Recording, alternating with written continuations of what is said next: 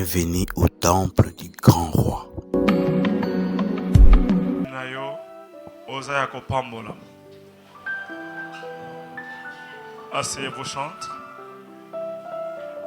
Yebisa motoza pembeni nayo oza yako pambolama. Apoko na lelo nazolobela moto oyo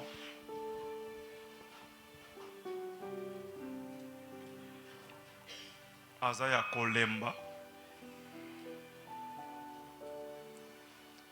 Moto oyo na ye moko amoni ke eumeli. Moto oyo alembi situation na ye. Azolobela moto aza na posa ya ko longwa la situation azolekisa. Moto aza na posa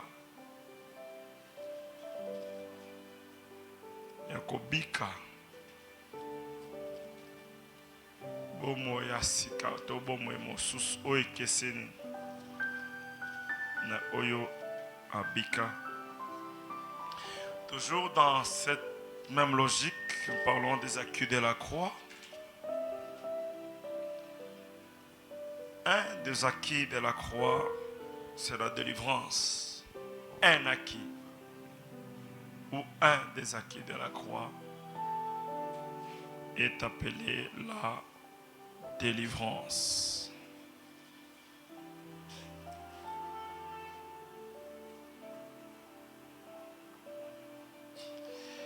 Donc, nous sommes dans le livre de Luc. Le 4e chapitre.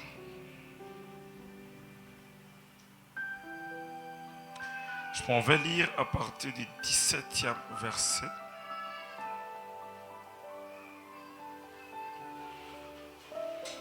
Est-ce que vous faites bien et payez vos féliciter?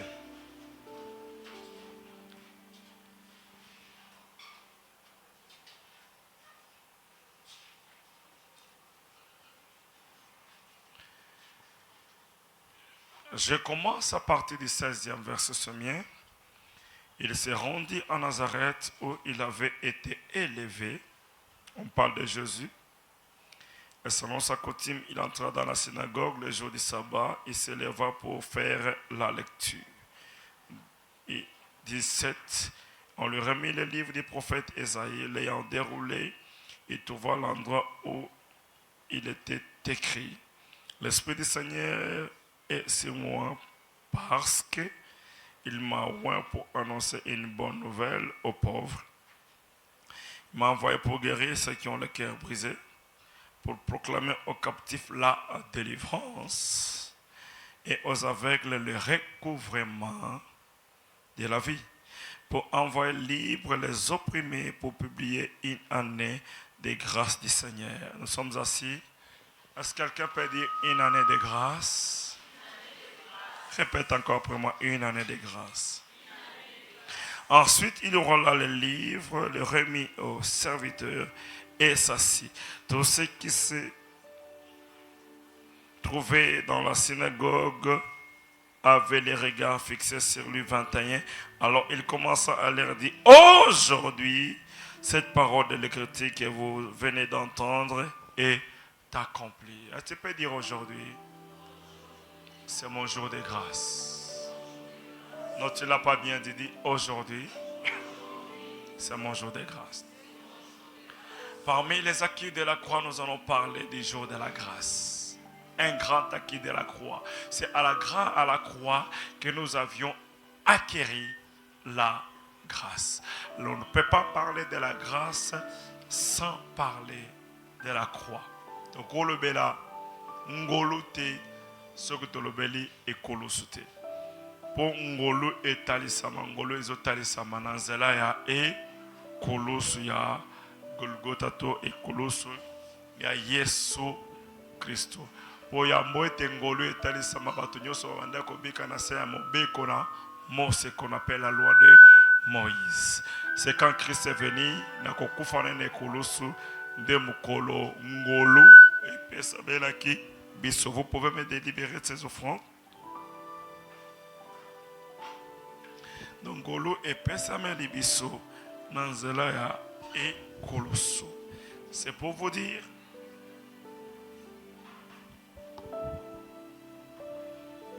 que batuna kala babanda kobika na se ya mobeko na Mose. Mobeko na Mose ezali monene na babengi mobeko na Mose ezaki na otobengi la loi de Moïse. Dans ce qu'on appelle la loi, il y avait les 10 commandements. Il y avait les préceptes, il y avait les ordonnances. Alors pour au monde le boko na Nzambe sengelo za la makokia kotosa mibeko nyoso na Mose. Toko tosa mibeko zomto les 10 commandements. Soko boki kaka moko nyoso neuf et quoi etikali. Donc quand tu enfreins cette loi, tous les 10 tombent de Bonzambe à Tiaki mibeko na yo.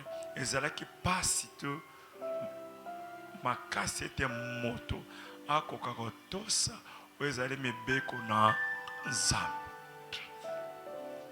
Donc c'était difficile, pratiquement impossible que mon toi tosa mibeko nyonso na Nzambe. Kolo Yesu to Nzambe tata na ko mona kete mutu moko akotosa mibeko te azana makasi akotosa mibeko te.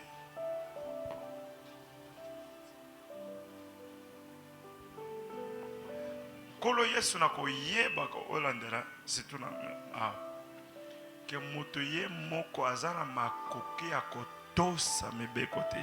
Nzambe tata na lola tali na se alebite mibeko za makasi mibeko za pasi. Eza mutu moko akokotosa mibeko nyonso te do eza na kokoso ete mutu apambola. Nzambe ye moko na lola akomi kolukela moto solution. Ye moko afondela bi nini ona ko sala po mutonga na keli oyo akweisamaka na nzela ya koko na biso Adam. Oyo azobika na sa lisumu na se ya mikakatono na se ya boloko na minyororo na Satan. Nini nga Nzambe tata na ko sala pona lukela moto oyo solution. Amen. Nde abandi koluka kuna na lola akitaki na mabelete po abandaki atali na bele ata mutu moko te azalaki digne akbongaki te akokaki kosikola moninga na ye moto abandi koleka kuna koluka na lola abengi nano baserafin. Baserafin za ba ange basokipaka na louange pe na adoration. Abe baserafin boya na beke bino boza basantu makasi bino nde bokwebi ndenge bokongumba melanga boyebi ndenge komisanga boya nano baserafin na kati na bino azala mutu moko te bona koko tinda na se na mabele kuna akende kopesa eyano bona kubokangola miaba oyo bakangama na mabele. Atali ba serafin nyonso basali ni bazwi mitu batie na se. Ata serafin moko atombolaki bokote ake kobenga ba sheribe boya. Bine boza ba ange makasi, des anges protecteurs du trône, bine bobate na koto ngwende nanga boza bien entraîné dans les combats boza bato makasi. Alors ata parmi na bino moko azate parmi bino moko azate na kotinda pour akende trouver solution moto. Sheribe moko atombole musapete. Abengi Michael na Gabriel. Michael yoza guerrier, très bien formé dans les combats. Quand tu bundisa Satana wala likamba ya Daniel. Yango zere zoke longa. Lokola yo osio bunda déjà pour na Daniel. Loko bunda la pe bato mokili. Daniel a levé papa wana elekinga akilo akokata. Alors tango tali la lola kuna mutu moko tako kopesa ya no. Ayoka mongongo moko etombami. Et le bi me voici envers moi. Ngaye oyo tindanga. Tango Nzambe azoluka libanda ya ndako na kati parmi ba ange. Poazo moto akotinda a eloko ekambwisi Nzambe moto atomboli mongongo eza na kati ya ndako ne moko libanda ndako te. Ce n'était pas un ange mais c'était son fils. Mais Yesu atomboli mongongo et comme le livre Esaïe dit, je cherche un homme qui enverrai-je. Yesu lui, me voici envers moi. Abe o ondimi kokende kokufa ne kolus pona ngolu epesamela epai ya Isaac, epai ya don du ciel, epai ya John, Yesu alobi na ndimi. Alors problème ezate nazotinda yo na mokili. Kotinda wana soko kitibo na bonzambe na yo nyoso ekozala kokoso bato bandimela yo yango na kokomisa no moto kokota na libumu ya Maria okobotama lokola mwana nyoso abotama okokola lokola mwana nyoso mena kati na yo bonzambe nde ekofandisa makuna na kati okozala 100% lokola moto na nzoto ya bato mena kati na ozape na particularité bonzambe ekofandisa ma 100% oye sikola moto eza makila ya bonzambe oza na kati na yo yango Yesu ayaki na kokoliwa na Yesu na kulusu eye kopesa mena biso ngolu ya kozwa lobiko ngolu ya kopambolama ngolu ya kokangolama ngolu ya konetolama ngolu ya komona bolamo na nzambe na bomoi na biso. Donc, moto oyo abika na se na mibeko aza na kokoso po amona loboko na nzambe kosalela ye. Mais biso batu na lelo, biso batu ndimeli Yesu Kristo, tondimi ete akufa pe aseko po na biso, toza batu lelo toza na se ya ngolo. Amen. Na lingina sosoliso eloko moko esengeli oyeba pe okanga ngo po na libela motu moko te akoki komi bikisa na makasi ne moko. Okomi bikisa na makasi moko te, okopambola na makasi moko te, okoki koma mutu munene na makasi te. Une seule personne qui peut te sauver n'est que Jésus. Alors na liwa na Yesu ngolu epesa mele biso. De biso to sosolaka te ke to bika na sela ngolu yango na tozo bunda na makasi na biso moko. Alors nkolo Yesu peso ka moni ke yo ozo bunda na makasi na yo ya sali nini akangi maboko. Abe lokolo zana makasi bunda nano. La kisa nano ndenge yo za makasi na losamu. La kisa nano ndenge yo za makasi na kopesa makasi na ba verse makasi na koluka wabiki oza makasi na koluka oza makasi na mbongo makasi na mosala wata na temps ya kolandela bomo na ote ya bo Kristo oza pe na temps ya kokumi pesa pa na Yesu te oza na makasi ya koluka yo moko vie o gagner oza na makasi ya koluka mbongo na komisi nzambe pona makasi ya pesa yo. Mais une chose vraie, et c'est que mon Christ nous soit yeba que Nazaré ne kolosu ndeto pambolami. Ce qui ozobika pona ngolu, ce que ozolia ololia pona ngolu, ce que oza na pema na bomo eza na nzela na ngolu, ce que les lozo tambola eza na ngolu na nzambe mususu baza na koma na hôpital. Obi batu boni lelo basele ba accident mais yo bimaki ozongi. Tout le monde a compté accident. Les gens qui sont bimaki na ete amoni ata balabala te alala ki alamuki te. Moto musu pa alamuka ki na ebi eto komika 11h à sali AVC. Tu dois comprendre que si tu vis c'est pas la grâce. Si tu manges c'est pas la grâce. Si tu respires c'est pas la grâce. Si tu marches c'est pas la grâce. Si je prêche c'est pas la grâce. Si tu peux avoir influence c'est pas la grâce. Tout est grâce. Grâce, c'est grâce. Ce que tu fais par la grâce, tu vas arrêter de forcer. Obando sa nkolo Yesu ajnanga kobala esi koki nzambe salanga ngolu. Salanga ngolu na ba. Olio senga nzamba salanga ngolu yozoluka ba tonton ba parfum. Eza camarade moko abwakelaka mama mamita to bande ko sambela na église na sans était amanga kono na se. Asa maman que tu sembles la sans était peut-être au sucre puis tu n'as pas ba pasteur ba solo parfum au pousse ne pembene e bo solo parfum ka ko sozu quit dilelo ba kenda ba yoka pe solo parfum mais baba la pété. Amen. Yozo luka ba tonton oya bien wan. Ou balataka bien. kalinga ba au moins kalinga mobali muri ba tonton oyo ata otambola na nzela moko zo miyoka ngai mobali moko bien bati tala tai kalinga mobali bazoto miya bezoto mike mukosite kalinga mobali moko penzo ata otambola bato banga luka tonton tika luka tonton meyo luka ngolo. Si tu cherches la grâce, tu demandes la grâce de Dieu, Dieu te donnera les véritables tontons de ta vie. Dis à Dieu, donne-moi la grâce. Fais-moi grâce. Nabala. Salang angolu. Nazwambongo. Zabene kulusu de. Parmi les acquis de la croix, ngolu et pesamele bisune kulusu. Ngolu et yebisinga que la grâce c'est une faveur immérité. Pourtant, ce qu'on travaille ma casse au pambola, mais tu as mérité. Ils ont ma casse nande au pambola, mais et on a grâce. Ils ont ici comme mon côté. Une faveur imméritée.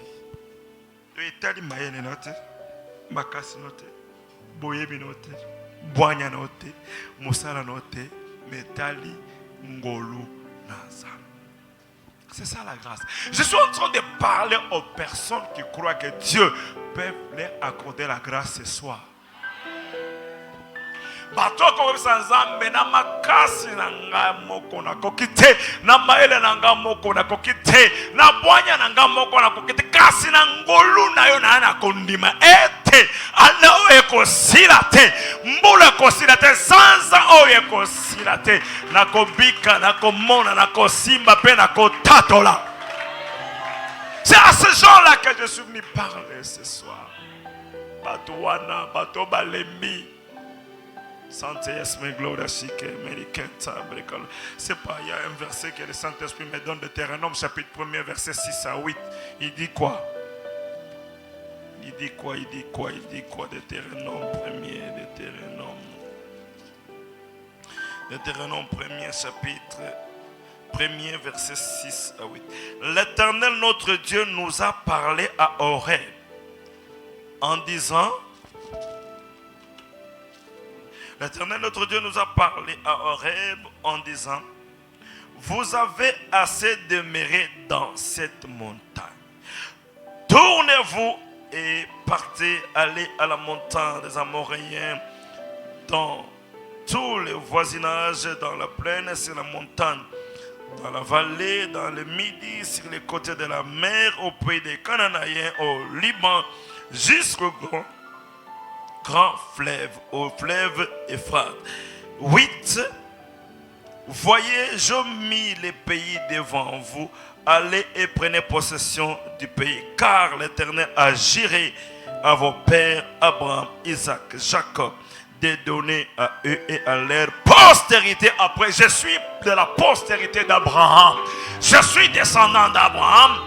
Je suis fils d'Abraham, mais je le suis par la grâce à travers les acquis de la croix.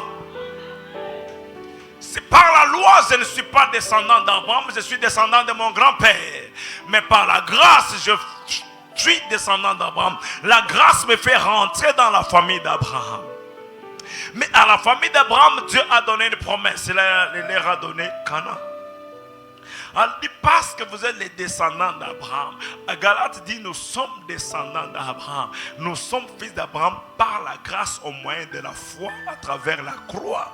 Que Yonanga Dogom va descendant d'Abraham. Mais ce que j'aime, c'est le verset 6 qui dit: et l'Éternel Dieu nous a dit: vous avez longtemps demeuré dans cette montagne. Donc, qu'est-ce que la Bible veut dire? C'est-à-dire, à tango yo ezana ba difficulté na ba pasi na yo ko kanisa te ke Nzambe amonate. Nzambe muto asali constat utalola ke bana Israël ba umelaki na ngomba wana, ba umelaki na situation wana, ba umelaki na likambo wana. Atali bana Israël, non, vous avez longtemps demeuré dans cette montagne, le temps est venu de sortir. Que ton amen là puisse ouvrir le ciel, que Dieu t'accorde ce que tu as dit. Ton amen me convainc que tu as la foi. Elle dit, vous avez longtemps demeuré dans cette montagne. Longo la montagne, tiango situation na yo. Vous avez longtemps demeuré dans cette maladie. Longtemps demeuré dans cette pauvreté, longtemps demeuré oumeli mingi na maladie oyo, oumeli mingi na bobola oyo, oumeli mingi na célibat oyo, oumeli mingi na stérilité oyo, na yebite oumeli mingi na situation nini nga na yebite, nga na yebike na poko na lelo nzambe atindi nga ko yebisa moto moko ke ngolu na nkolo Yesu ekotalisa mana bomo na ye situation oyo oumeli na poko lelo nde o nzambe azwi mokana ko changer. Na yebite bandeko na yebite. Na yebite situation nini omeli. Oyanga na yebi me ya yo na yebite. Na tikala ko yamba moto nyoso te. Ta moso na yamba okala me situation s'est changé na yebite. Me yo oyebi. Na yebi nini omeli na bomwe na nga open na osamba na nzambe ya solo pe situation omeli. C'est son droit. Et quand c'est le sang, tu commences à te gratter la tête, là, tu commences à transpirer, à respirer parce que tu n'as pas encore l'argent. Ça dérange ces choses-là. Je suis fatigué, moi, je suis fatigué. Là, le lembi. Et il faut là, la pongo, la mouke, pour éviter que les 5, les 30, les 10, c'est ça, la capo, tu retournes à yo. Ah, ça, il faut que tu solo, tu bannes dans le solo, là, tu es au solo. Oui, mais que tu zanga mbongo, que tu moins sérieux, tu es moins sérieux. Bato wakumona ko za ngona aventure oza moins sérieux zokande ozanginde okomi kuima bae surtout so boza lupango mona bae okoma ozonga 22h 23h sope ozonga okuti bae razana libanda olekani ok mal sens okuti pena kuluna ozonga 23h ye passé a yebeli azaka kalibanda ok. Ok, comme on a matanga, moko to yebeta kolo matanga to fandika olekisa air. Bande ko écouta, bato bakota ba situation. Minuit 1h baera lembela ba moustique ba sungi ba suye à koti. Yona oyi. Moi otoke na porte, zate bo baera ko baruki na fenêtre sima. Chantal. Na moi ça ba. Yonan. Ezanga. Yonan. Oh. Piero, pour nous botter dans le fait, baera koyoka. Fungula koche balembe yoka la te. So yoka ni, fungula me kwa baera se, okimino ko baruka mpanzi obatamina. Wana baera fungula tale. Azongi. Olali okoti ine, hein? Au lieu aussi si désert. 4h30, il faut bima. Il y a des gens qui vivent de telles situations comme ça. Il y a des gens. Et ça, mususu asala kanae. Ayabi fin du mois bakofuta akofuta ndako. Et ça, mususu ana musala te. Do ayebi lo lengeni nete akofuta ndako. Alors mutuana ndenga nazo luka bato batale la kaka ngolu na za. Vous ne comprenez pas l'œuvre de la grâce. Hein? La grâce, c'est plus que ton effort. La grâce, c'est plus que le travail que tu cherches. Tu peux vivre pendant 20 ans sous la grâce sans travail, tu vis mieux.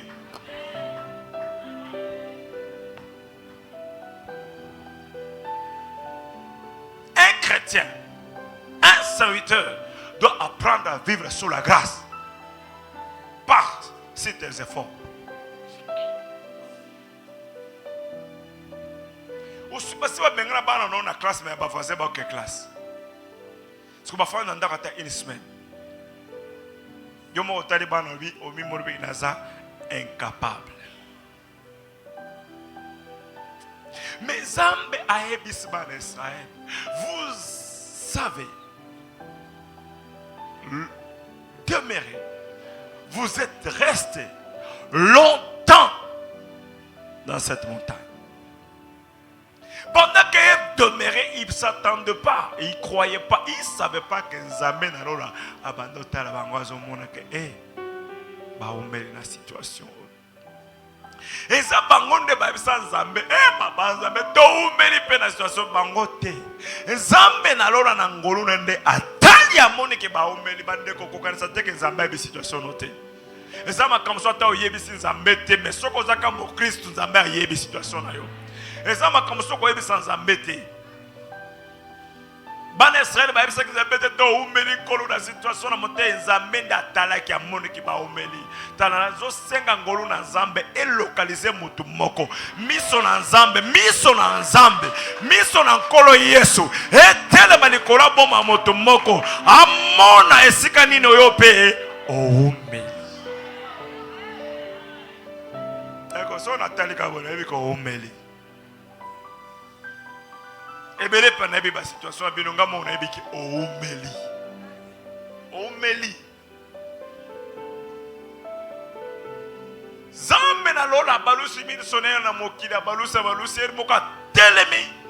At baluki boy misona ye e fixé Israël na kata désert di kolangomba ona lobi Israël Israël oumeli mingi na ngombo nganzambe na yeko yebisa yo ke ozo bima na situation yo na yeko bimisa yo na yeko bimisa na situation yo pona zo tinda yo na kokotisa yo na kati na mboka na bilaka.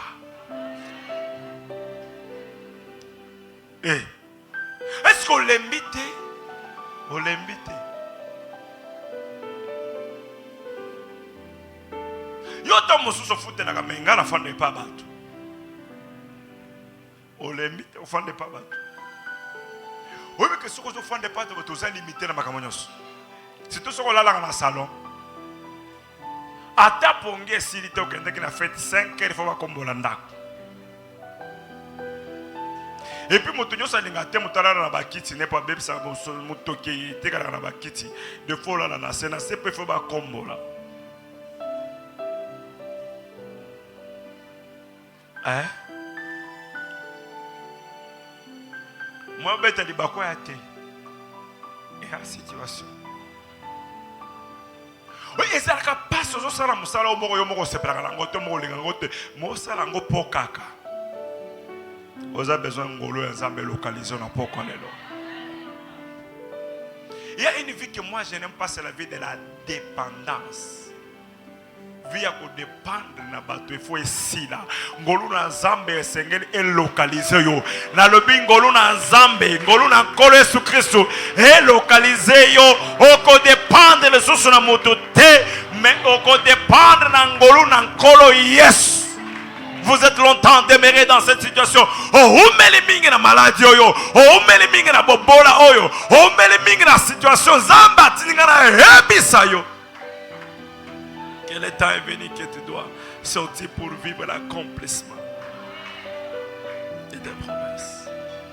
C'est Dieu qui a vu qu'Israël est demeuré longtemps. C'est Dieu qui a vu qu'Israël est resté longtemps dans cette montagne. Ce n'est pas Israël qui avait demandé. La première intention de la prière aux Nzambe Israël mutalobate que Nzambe to umeliawa te Bible lobi et l'Éternel dit à Israël vous êtes resté pendant longtemps dans cette montagne. Maintenant je suis venu pour vous faire sortir pour rentrer comme ça Nzambe missionnaire tellement les collabos nanga missionnaire tellement les collabos affaires nanga missionnaire tellement les collabos ministère nanga missionnaire tellement les collabos libota nanga missionnaire tellement les collabos santé nanga télévision mission Nzambe na likambo ya yo. Ça c'est notre première intention. Zela na tobandi ko sambela te.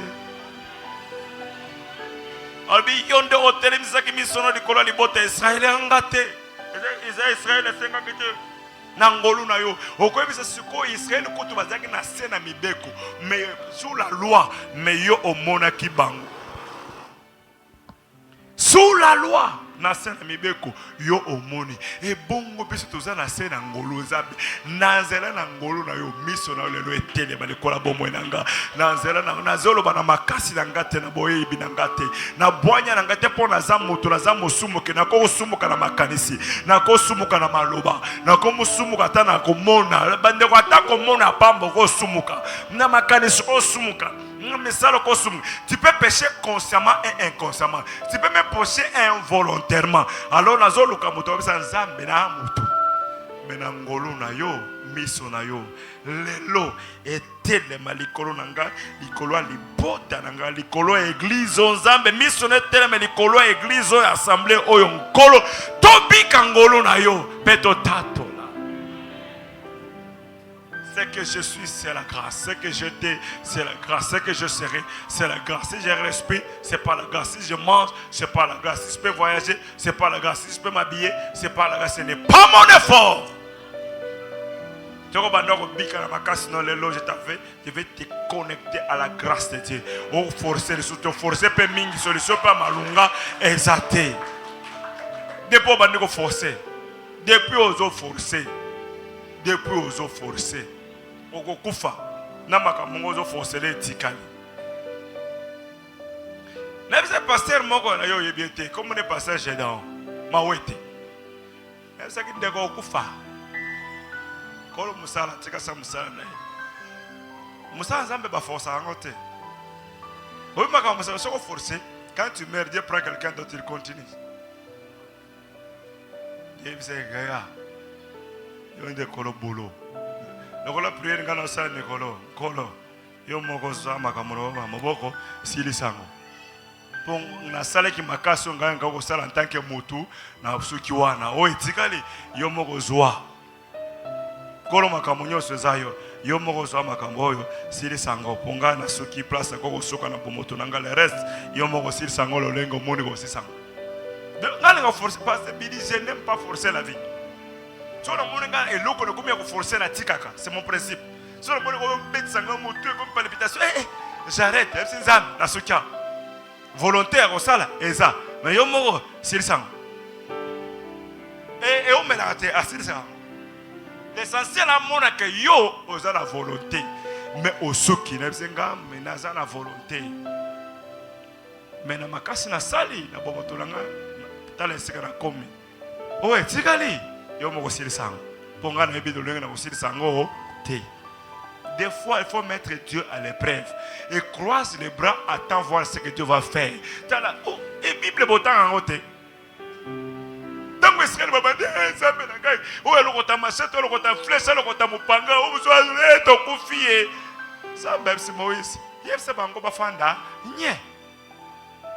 Dites-leur de garder silence et ils vont observer la délivrance de l'Éternel. Israël va s'aligner.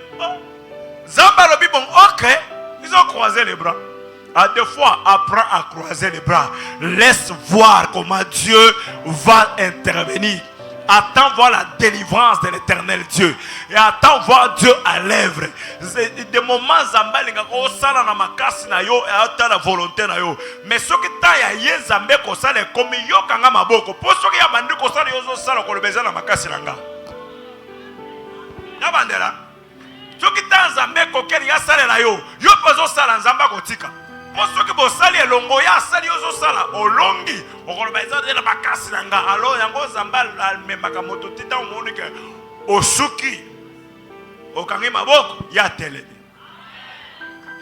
obeza na verset mo na banda ko tanga ngo mingi me na boyango le na boyango te me na comprendre ngo te na comprendre ngo le lo bien Job alobi l'Éternel Dieu s'élève toujours le dernier. C'était dans l'Ancien Testament. Non, dans la nouvelle alliance, papa Makambo changea. Sous la loi, l'Éternel Dieu s'est levé le dernier. Mais sous la grâce, il est l'étoile brillante du matin. Il s'élève, l'étoile brillante du matin apparaît à 4 heures. La Bible appelle Jésus-Christ l'étoile brillante du matin. Dans l'Ancien Testament, il y a soit zaté. L'étoile qui brille le matin, c'est Jésus. Et l'étoile brillante du matin apparaît à 4 heures. Alors, le Dieu qui s'élève les dernières là au soir là, c'est le Dieu de l'Ancien Testament. Mon Dieu de la grâce, c'est l'étoile brillante du matin. Alors,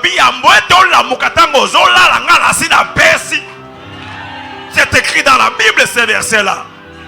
Et dans la Bible, le Bible oyanga. Tango baza kolala ngana sina pamboli. Tango bazo la moka bazo bika o ese pesa meli bango. Alors l'Éternel Dieu se lève les dernières pour Job, mais pour moi l'Éternel Dieu se lève les premières parce qu'il a déjà payé le prix de la croix. Il ne va pas attendre être la dernière personne parce qu'il a déjà payé le prix. Oh tikanzamba telle malabomo na yo. Laisse que l'étoile brillante du matin puisse briller sur ta vie. Que cette étoile brille sur ton ministère. Que cette étoile brille sur tes affaires. Que l'étoile brillante du matin est Ngengisapé. Oh Dieu.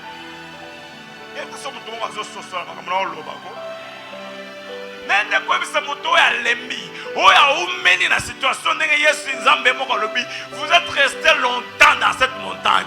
Vous avez demeuré. A utiliser ce verbe vocabulaire nini? Verbe demeurer. C'est-à-dire bofandi. Boumeli. Vous êtes demeuré longtemps. Oumeli mingi bofandi mingi na situation wana. Debo nzambe lobi vous êtes demeuré longtemps. Dieu a demeuré longtemps dans quelle situation? Au mingi la situation ni. C'est un colo. Quand on le na au mingi, na au media trop la situation. Le long na la posa. Na nzela na ngolo no miso na yo. Et localiser ngandenge localiser qui di bota Israël na mont Horeb, na montagne wana. Ya solo naza na kata situation yo pesa que nzera na koma la situation yo mais apona liberté. C'est une situation passagère. C'est pas une situation éternelle. Israël peut affronter que na kata na ngomba le sika ngomba na affronter que liberté. Na umena que le kolo mo zambe lo baki basuka suka bakota ki na kana kolo kala olenge penga na omele le ngolu na yo et localiser. Oh Seigneur! C'est un grand épomboliste.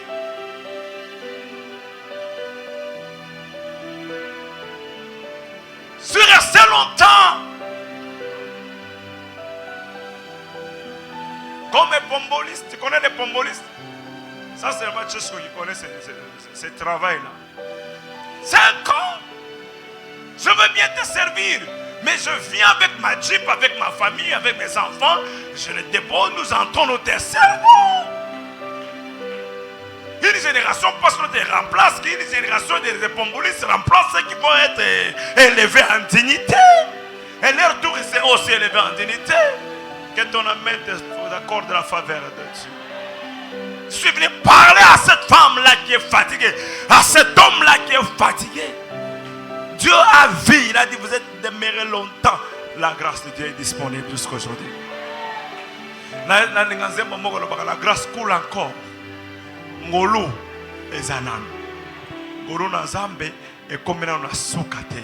Ngolu na Zambé silante aussi longtemps enlèvement na no salamité. Ngolu na Zambé ezananu.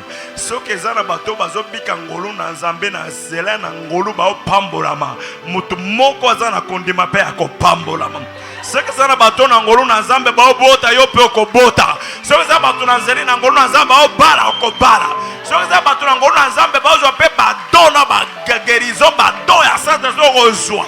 C'est ça, Batunangolo Nazambe, Bagofazo, Kofazeo, la Batunangolo Nazambe, de Tokelola, Tokokendelola, au nom de Jésus. La grâce de Dieu est encore disponible. La grâce de Dieu est là. La grâce de Dieu est là. Que mon Dieu, que le Seigneur Jésus-Christ, le Dieu de toute grâce, soit ton Dieu ce soir. Qu'il te visite, que ses yeux de grâce se posent sur toi. Miso na ngolo na Nzambe etele malikola bomo na yo, etele malikola libota na yo, etele malikola bana na yo, etele malikola ministère na yo. Miso na ngolo na Nzambe telema lo lenga mona ki bana Israël ke ba umelaki amona yo pe lo lenga umeli akitaki pe alongola ke bango na situation wana lelo pe alongola yo. Dans notre combat prière à 16h, nous qui Saint-Esprit bisinga bobonde la boye. Satan a telemesaki mbonge, ba yekoli ba telemesaki yes. Voilà. Voilà les poutako. La délivrance par la grâce. La grâce de Dieu va te localiser. Les démons vont partir. Certaines maladies vont te quitter. Quand le lingue satana telemesaki monge pour boire te zinda ba yekoli ba telemesaki yes. Nebisa mutumoko na poko lelo esika nyoso ba telemesana ya ngombonge yoko telemesa Yesu. Satana teremisaki mbonge, ba yekoli ba teremisaki Yesu, Yesu akitisaki mbonge. Oh, je parle à quelqu'un.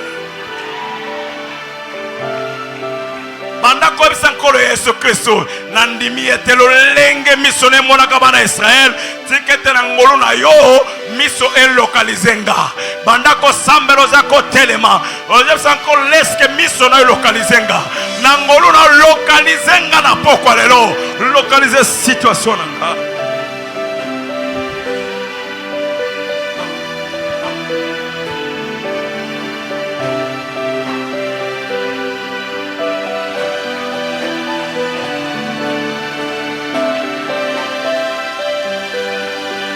Notre Dieu, notre Père, kolotika miso ne localiser nga Nzambe, ngolu na localiser ngai, ngolu na localiser nga nkolo, lolenge o localiser ki bana Israël na désert, olobaki bomeli mingi na kati na ngomba oyo, tiketela poko de lo Nzambe, miso ne localiser nga, na ngolu na localiser nga, kolo na umbeli la situation oyo.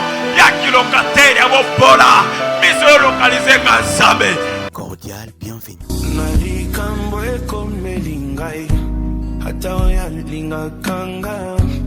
Hazana nguya te yo telema.